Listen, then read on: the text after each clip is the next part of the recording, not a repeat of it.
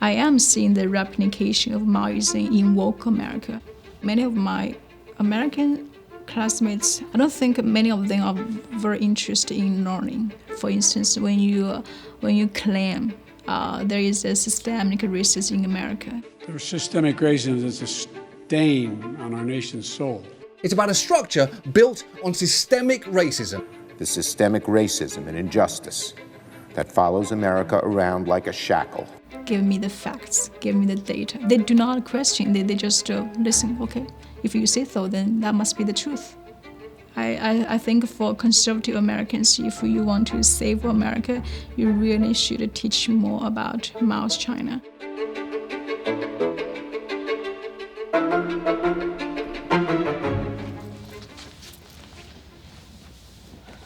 Is this okay? That's great. Yeah. I'm from China, and I was born and raised in a very remote, small, very poor town in Sichuan province. We do not have industry in my hometown, so half of people, they work in governmental institutions as bureaucrats or teachers, doctors, and the other half, they just, like my parents, really just street vendors. I remember when I grew up, I cleaned my body maybe once a month because it was a real challenge task.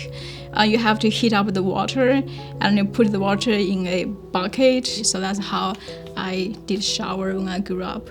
My father was born in the 1955 and a couple years older than my mother. Both of them are illiterate. So they literally struggled putting food on the table throughout their lives.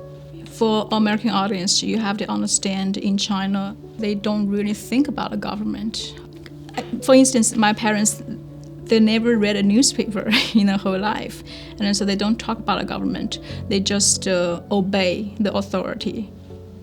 My parents and I, we visited my uncle and aunt, and we were on our way back to our home. And then I saw in an open yard a group of policemen. They were beating a civilian. This man, he was just lying on the ground and defenseless, begging for his life. I remember I said the exact word, "This is wrong." And my mother, she was so scared. She shushed me, and she said, "Stop talking, just keep on walking." You know, in high school, I became a complete radical, a rebel. I just revolt against the Chinese education system. I refused to play their games. Instead, I find a heaven in a bookstore in our town. We had only one bookstore.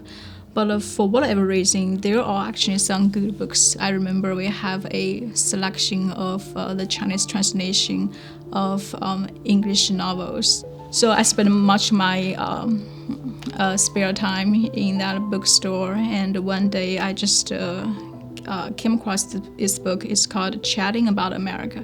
So it's written by I think 2 or 3 Chinese scholars who visited America in the 1990s. They just depict a general pictures of American society. I was so mesmerized in that book. It's just drastically different from the society I was living in. It's almost like beyond the imagination.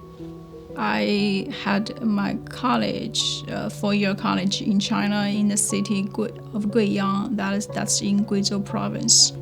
And 10 years later, I attended a master's program in the School of Public Policy at Pepperdine University in California.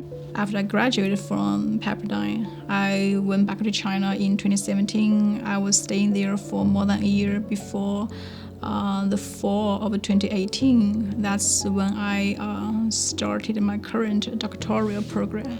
I was actually surprised to see many of my American classmates. I don't think many of them are very interested in learning. I don't understand why those people choose to enter into a doctoral program if you are not interested in ideas.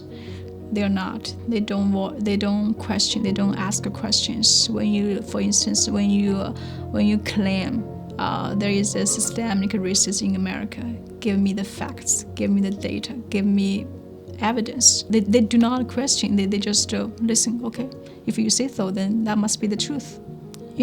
Chinese schools, we call this Chinese education 应试教育, which means test-oriented education.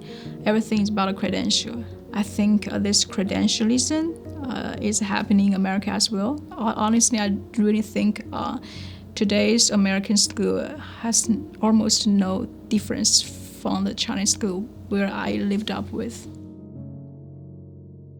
I think before Xi, in the 1980s, 1990s, I would characterize Chinese politics as an authoritarian regime. Xi's predecessors, they did not invest so much energy and time in thought control.